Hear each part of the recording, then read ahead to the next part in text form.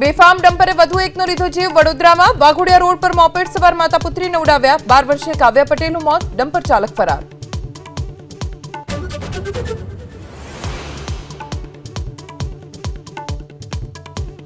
સતત 13મા દિવસે ગાંધીનગરમાં આરોગ્ય કર્મચારીઓની હડતાળ યથાવત। વિરોધ કરતા આરોગ્ય કર્મીઓની સાથે વ્યાયામ શિક્ષકોની પણ અટકાયત।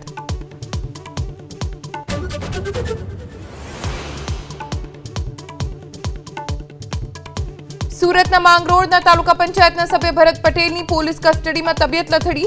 બેંકના બોજો કમી કર્યો હોવાનો નકલી પ્રમાણપત્ર રજૂ કર્યાના આરોપમાં કરાઈ છે ધરપકડ।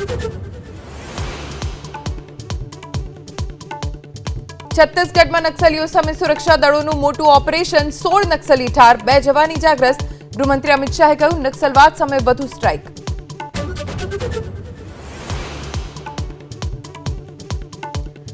મ્યાનમાર અને થાઇલેન્ડમાં ભૂકંપથી તબાહી, 1000થી વધુ લોકોના મોતની પુષ્ટિ। માંડલેથી બેંકોક સુધી રેસ્ક્યુ ઓપરેશન।